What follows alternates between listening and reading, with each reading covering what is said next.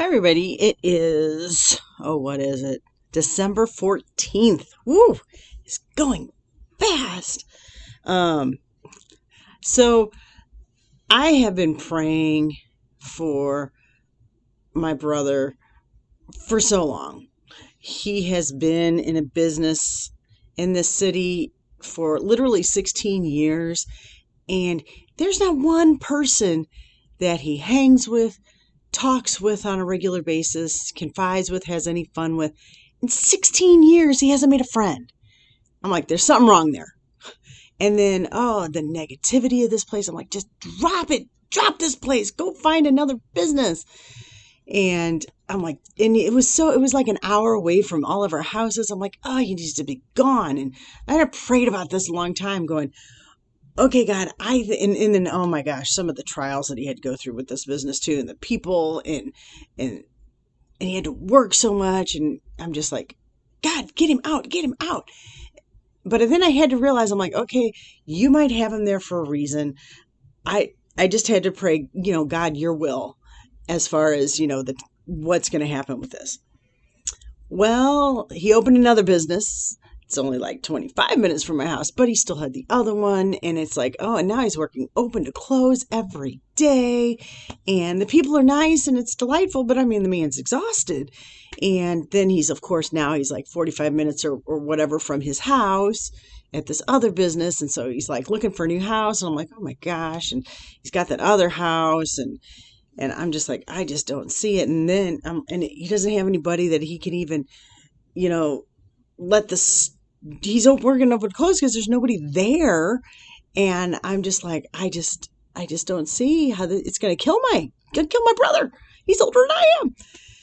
And so I just pray. I'm like, send him good people who are, who are in it, who are willing to work, who, are willing to stay and be of help and all this. And so, I mean, there's years I've been praying this kind of stuff. And so he found a house and he got it. And I'm like, this is going to be great. He's working up with the clothes. He's never going to have any time to actually move. And he's got these multitude of fish tanks. It's like, they're never going to happen. And then he sold his other store. So the one that's bringing him down. And that's going to go through like in January. It's like, oh, well, that's great. And then he got a manager who already knew the business, worked in the same business in another city, and came to him pretty much trained, that he could actually have a couple of days off right as he's supposed to be closing on this house so that he can, because he didn't even know how he was going to get off to close on his house, much less to move anything or get anything going. But now he's got somebody he's going to be able to close, move a bed up here for now, start moving some fish tanks, start doing that. And then, the other store is going to be sold. And so he'll be out of that. And I'm like, wow, I thought it was turning into an impossible situation.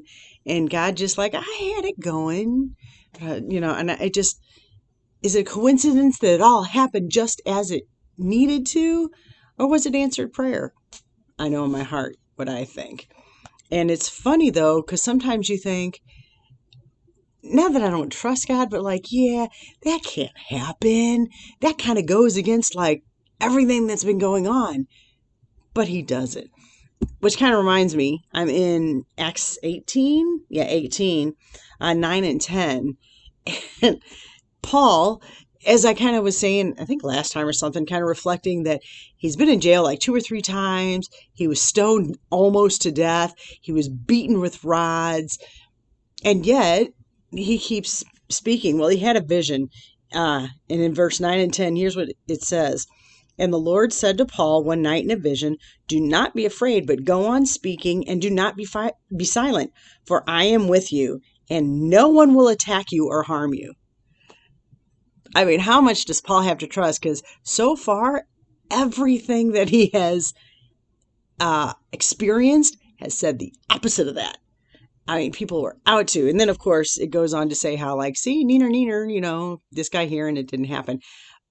But the trust that he had to put in it, and it's the same, and God, it's the same trust I have that all these things are happening in this order because it's God's timing. And I am so thankful that it looks like my brother might live. He might get his life back a little bit. He might maybe be a little happy. And, I am thankful to God for that. And so I'm going to trust, as Paul trusts, that, this was God's plan and he's true to what he says. And he said he had a plan for my brother. And I was beginning to wonder for a while. I'm like, okay, your will, because I literally, to the point was, I don't know what to pray for anymore. But God knew. So that was all that really mattered. So I don't know where you are right now. If you're in the midst of a prayer that seems like it's impossible, with God, all things are possible. I've seen it again and again where it's like this can never happen, and then it does. So hang in there. Just keep praying for his will, because that's the best thing. Or just pray to find out what his will is. And that's the way that you need to go.